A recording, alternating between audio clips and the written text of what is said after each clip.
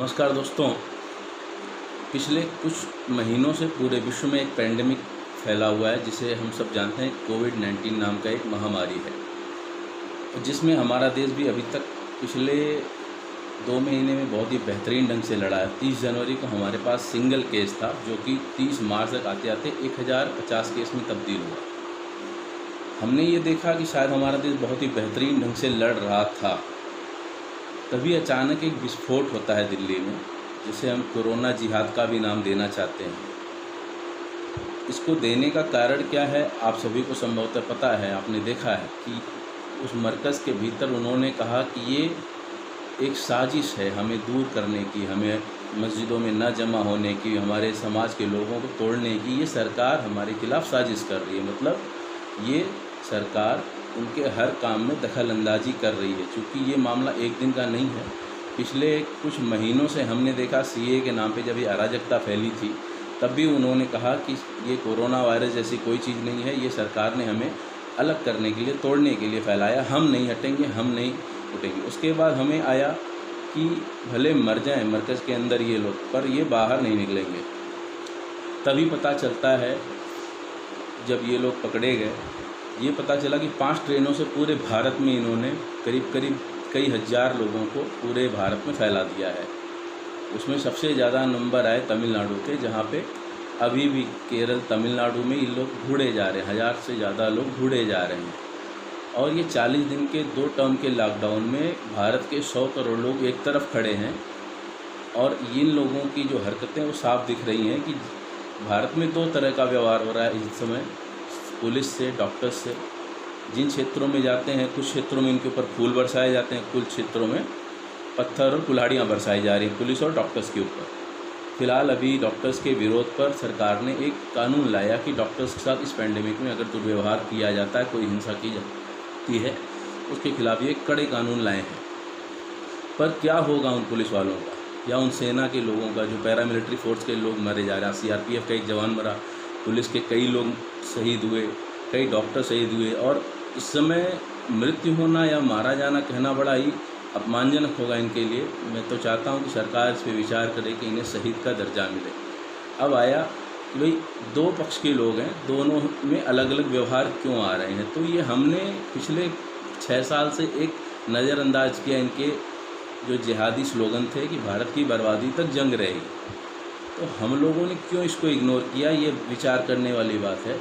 और ये तो लगे हुए हैं कि हर चीज़ को एक जिहाद के रूप में ये इस्तेमाल कर रहे हैं, चाहे आप कोई कानून बनाइए, चाहे कोई पैंडेमिक आए, कोई बीमारी आए, इसके सुपर कैरियर के तौर पे ये लोग साबित हुए हैं। एक आदमी ओमान से आता है 12 मार्च को, 28 मार्च तक वो मरने की कंडीशन पहुँच गया नहीं, तब तक उसने डिक्लेयर नहीं किया, जबकि उसे पता था सारी चीज़ें हैं। सुपर स्प्रेडर के नाम से उसे आज मीडिया बता रही है, 400 लोगों को उसने अपने ज़रिए से पहुँचाए हैं।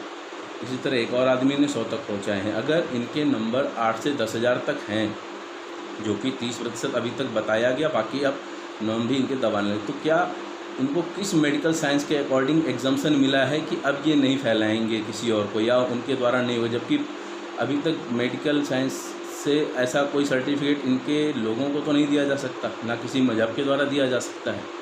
तो डॉक्टर्स को हुए इस तरह के संक्रमण, पुलिस को हुए, पुलिस के लोग मरे तबलीगी जमात के द्वारा, डॉक्टर्स नेल्लूर के मारे गए, ऐसा कुछ तो एग्जाम्पशन है नहीं। तो फिर इसके खिलाफ ये लोग सुप्रीम कोर्ट जाते हैं, हमारा नाम मत लीजिए।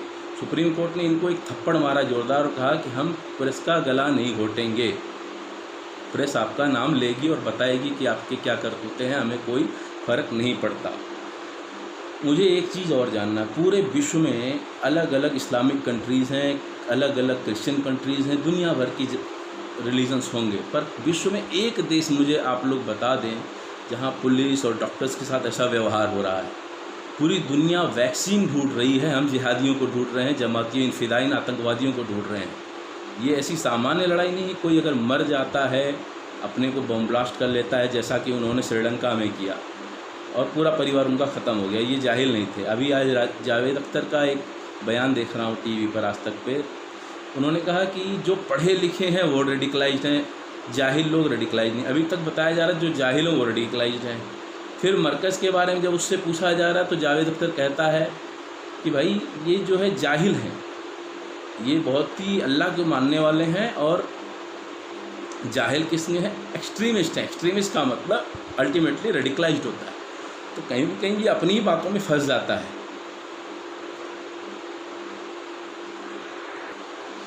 कुछ जिहादी तो ये भी कह रहे हैं कि अल्लाह ने ये नाफिज किया है काफिरों के लिए, कुरान में कहा गया है ऐसा, ये सिर्फ काफिरों को होगा या मोदी को होगा, उसके लोगों को होगा।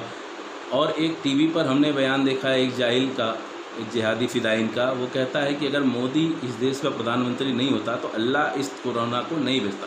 हमको कोई फ़र्क नहीं पड़ता किसने भेजा किसने नहीं भेजा, हमको किसी धर्म के ऊपर आक्षेप करने का कोई विचार नहीं, पर हमें ये देखना है कि अगर ऐसे लोग हैं जो कसम खा लिए हैं कि हम मरेंगे औरों को मारेंगे, तो मेरी समझ से यह किसी सेना, किसी डॉक्टर, किसी मैकेनिज़्म के द्वारा संभव नहीं है। इसको हमें एक टेररिस्ट अटैक के रूप में देखना पड़ेगा, जो कि किसी भी टेररिस्ट अटैक से ज़्यादा घातक है। पिछले 6 साल में भारत की सरकार सक्षम रही है, सफल रही है कि किसी शहर में, किसी ट्रेन में, किसी बस में, किसी मॉल में, किसी स्कूल में, किसी मंदिर मस्जिद में बम ब्लास्ट नहीं हुए पिछले 6 साल में। पर इसको भारत के ऊपर पिछले 7 साल का पहला आतंकवादी हमला मानना चाहिए। क्यों मानना चाहिए? हर मुस्लिम को हम आतंकवादी नहीं मानते, पर ये जो जिहादी हैं, जो मरने मारने पे आए हैं, इनके साथ जो खड़े होते हैं, जो इनके लिए लिपापोती टीवी पे आके कर रहे हैं कि भाई ये जो 30,000 नंबर आज आपको मिले हैं, फ़िलहाल मुबारक हो, कोरोना मुबारक, आपको एक रिटर्न गिफ्ट दिया गया, तोहफ़ा कबूल कीजिए। कि ये जो 30,000 नंबर है, इनमें हिंदुओं के कितने हैं, मुस्लिमों के कितने, आप कैसे कहेंगे? अब ये जो भीख मांगने गए थे सुप्रीम कोर्ट, वहाँ थप्पड़ भी खा के आए हैं, तो सुप्रीम कोर्ट ने कहा कि हम रोकने वाले नहीं हैं। अब सरकार को या प्रेस को क्या तकलीफ़ है बताने में, इनको बताइए आप कि इनकी वजह से क्यों हुए हैं, कैसे हुए हैं। फ़िलहाल मेरा मानना है कि सिर्फ इनके वजह से ही नहीं हुए हैं, पर अगर कोई लाता है और जानबूझ के लोगों पे थूक रहा है, डॉक्टर्स को मार रहा है, खाने के लिए गालियाँ दे रहा है, कानपुर के मेडिकल कॉलेज के प्रिंसिपल रोने तक के कगार पे आ गई जिस तरह के इनके आचरण हैं, तो कैसे इनसे डील किया जाए। आज कलकत्ता में 30 पुलिस वालों को दौड़ा दौड़ा के मारा गया, जो बताता है कि इन्होंने जो कसम खाई थी कि भारत में 500 कश्मीर बना देंगे, इन्होंने बना दिया। हम कैसे डील कर रहे हैं इनसे? क्या पुलिस के लोग सिर्फ मरने के लिए हैं इन जाहिलों के हाथ, इन जिहादी फ़िदाइनियों के हाथ, जलील मौत मरने के लिए हैं? अपने घर में वो कैसे जाएंगे? क्या बताएंगे अपने बच्चे को? किस बात से मार खा के आ रहे हैं? अगर एक सैनिक, एक सिपाही गोली खा के मरता है तो उसके परिवार के लोग सर उठा के कहते हैं हाँ मेरा बेटा शहीद हुआ। पर ये कश्मीर से भी बदतर हालत हो गई है यहाँ पर, जो आज हमने कलकत्ता में देखा। और सिर्फ कलकत्ता में नहीं, भारत के अनेक ज़िलों में, यूपी में आजमगढ़, मुजफ्फरनगर, फर्रुखाबाद, अलीगढ़, मेरठ, आपके बहराइच, न जाने कितने मस्जिदों प्रतिदिन, मतलब 40 दिनों के दौरान जो लॉकडाउन गया है, एक एक दिन आप मार मार के मस्जिदें खाली करा रहे हैं, इन्हें गिरफ्तार कर रहे हैं। चल क्या रहा है? सिर्फ पुलिस पत्थर, जूते, लात इन जाहिलों खाने के लिए आप गोली नहीं चला सकते? मत चलाइए गोली, पैलेट गन चलाइए, कश्मीरी और जिहादियों की तरह डील करिए इनको। ये भी नहीं करेंगे तो जनता का मनोबल टूट रहा है। 100 करोड़ जनता जो अपने घरों में बैठी है एक तरफ होकर के कि हमें सरकार के लिए हम पैसे भी भेज रहे हैं, यथासंभव हम लोग भेज रहे हैं अपनी तरफ से सरकार को, पीएम केयर्स में पैसा भेज रहे हैं, पर इन जाहिलों के इलाज के लिए या पुलिस को जलील मौत मरने के लिए किसके लिए कर रहा है? एक सवाल और है कि अगर डॉक्टर्स के लिए बना कानून, डॉक्टर्स के लिए बहुत अच्छी बात, कानून बना उनकी रक्षा के लिए, पर पुलिस के लिए क्यों नहीं? एक पैंडेमिक एक्ट में पुलिस के लिए क्यों नहीं बनता है कोई कानून? सुबुई खान नाम की एक मुस्लिम महिला है, सामाजिक कार्यकर्ता है, वरिष्ठ वकील है, उसने कहा कि अगर जिस तरह इंदौर में उन डॉक्टर्स को मारा गया, उसमें डॉक्टर्स में एक मुस्लिम लड़की भी थी, किसी की भी बेटी हो, उसको अगर मारा जाएगा दौड़ा करके, उसके माँ बाप को कितना अच्छा लगेगा, कितने अच्छे काम हो रहे हैं उनके साथ। तो अगर 150 लोग मार रहे हैं और उनके परिवार के हज़ारों लोग देख रहे हैं, 200 लोग नीचे रोड पे मार रहे हैं और 20,000 लोग देख रहे हैं, तो वो क्यों उसके जिम्मेदार नहीं है? हम क्यों ना माने कि ये इन जिहादियों के समर्थक हैं? हमने एक तमाशा देखा था भारत में, जब अब्दुल कलाम जिस दिन मरे थे, दुर्भाग्य से या सौभाग्य से उसी दिन टाइगर मेमन, याकूब मेमन नाम के एक आतंकवादी को फांसी की सज़ा हुई। जितनी भीड़ अब्दुल कलाम जी के यहाँ थी, पूरे भारत के लोग गए थे, पूरे भारत के हिंदू, मुस्लिम, सिख, ईसाई सारे स्टूडेंट उनके लिए गए थे। उससे ज़्यादा भीड़ बम्बई में हमने उस आतंकवादी के लिए देखा।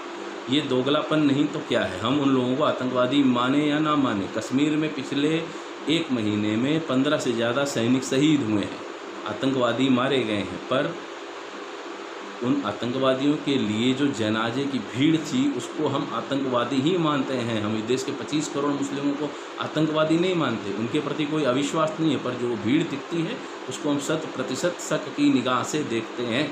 इसको कहने में मुझे कोई संकोच नहीं है। आर्टिकल 19 अगर अभिव्यक्ति की आज़ादी देता है तो मेरा मानना है कि इस देश के हिंदुओं के लिए भी शायद ये कानून बना होगा।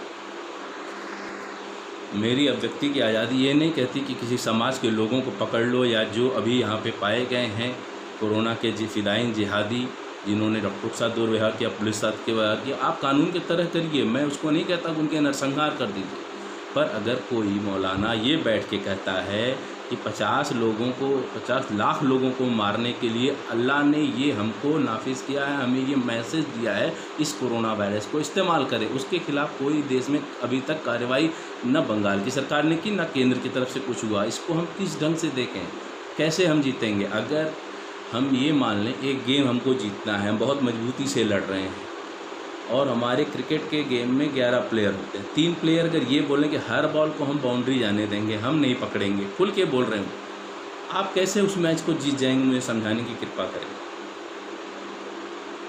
अंत में मुझे यही बोलना है, इसको आप एक अलग तरीके से अगर नहीं देखते हैं तो शायद कुछ बर्बाद हो रहे, कुछ लाखों रुपए का हम लोगों का नुकसान होगा। हम लोग एक मध्यम वर्गीय व्यापारी, कुछ लाख रुपए का नुकसान हम पिछले 1-2 महीने, 3 महीने, 4 महीने आप लॉकडाउन रखेंगे, हम झेल लेंगे, कोई दिक्कत नहीं। पर अगर इस देश की नस्लें ख़त्म होने लगेंगी, जैसे कि छोटे छोटे बच्चे मर रहे हैं, डॉक्टर्स मर रहे हैं, और इन जलील लोगों के वजह से अगर मरेंगे तो ठीक नहीं है। इसको आपको अलग तरीके से डील करने के लिए कुछ सोचना पड़ेगा।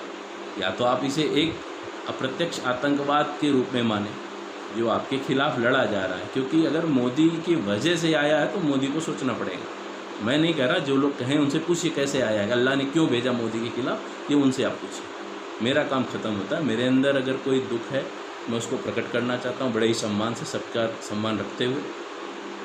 उससे ज़्यादा मुझे कुछ नहीं कहना है। बस सरकार से एक ही विनती है, इसको पूरी ताकत से आप लड़िए। जनता आपके साथ है, तन मन धन से साथ है। अगर पीढ़ियाँ जिंदा रहीं तो शायद भारत भी जिंदा रहेगा। हमारे अंदर वो मैकेनिज़्म नहीं अमेरिका, फ्रांस और इटली की तरह, जापान की तरह। अगर ये विस्फोट इससे ज़्यादा बड़ा हुआ तो हमारे पास डॉक्टर्स के नंबर नहीं हैं, हमारे पास हॉस्पिटल्स नहीं, हमारे पास वेंटिलेटर्स नहीं हैं। उस स्थिति में हमें न ले जाएं, कुछ कड़े निर्णय जरूर लें। जय माता, वंदे मातरम, जय श्री राम।